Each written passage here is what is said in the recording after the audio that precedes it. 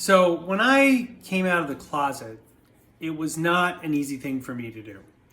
I was in my early 20s, I think I was 21 or 22, and my college girlfriend broke up with me, and I had had feelings about guys for my whole life and had lived in denial about it for basically every moment up until that moment.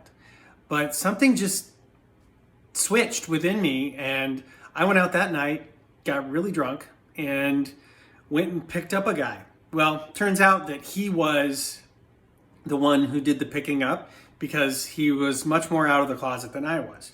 And that was the beginning of a painful transition for me.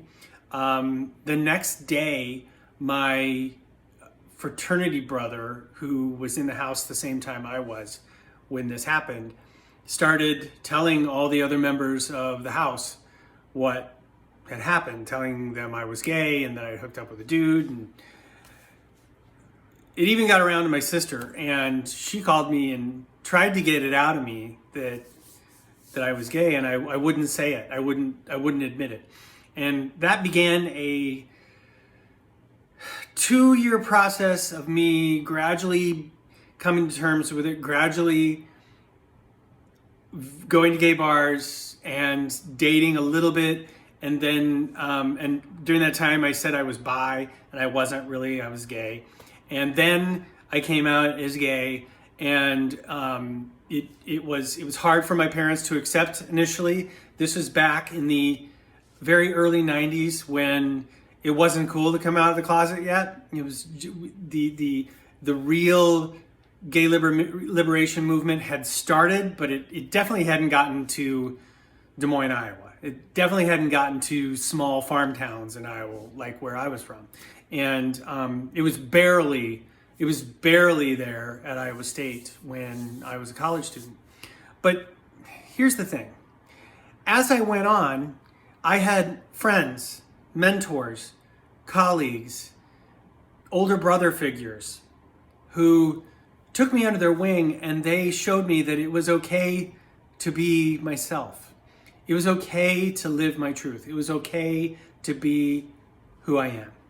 And after I came out as gay, that was just the first time that I came out. I also had to come out as HIV positive in 2003 in the midst of the HIV/AIDS epidemic.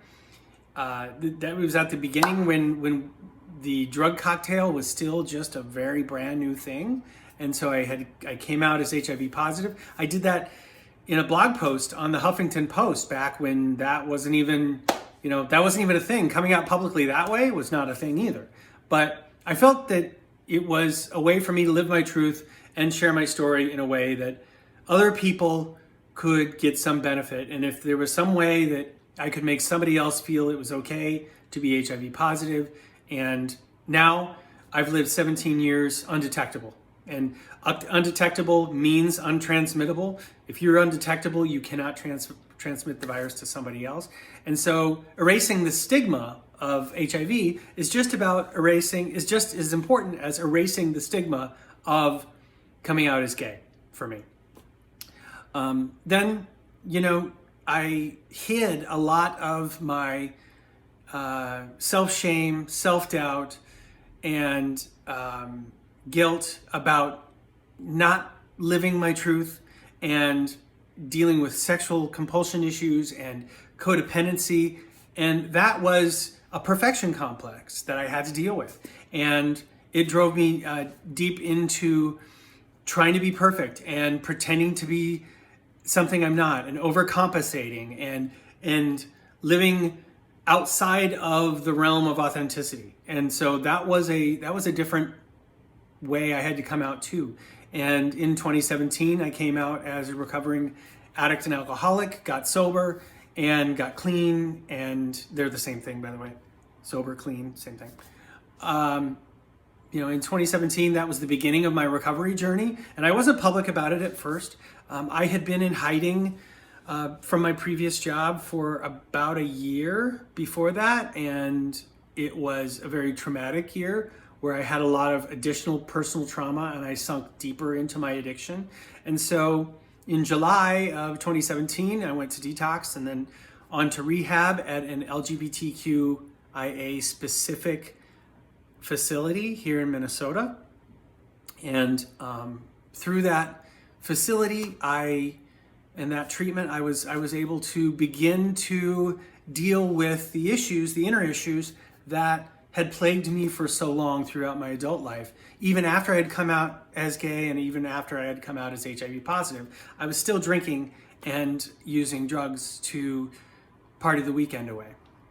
And so after I started that process, that's what led me here, to be able to share that with you and to say, you know, not everybody comes out at the same pace. Not everybody is ready to come out. Some people never come out. And some people, once they come out, what are they coming out as? What's their identity? What is your identity? And it is perfectly okay to go at your own pace and to live your life according to your own truth.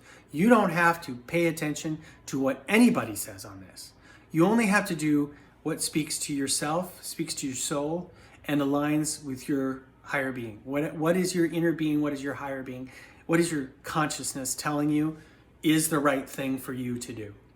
So as a coach, I'm not going to tell you what to do with your life. I'm going to say, live your life, be the best version of your life. Know that there are people out here like me who have climbed the same mountain that you have climbed.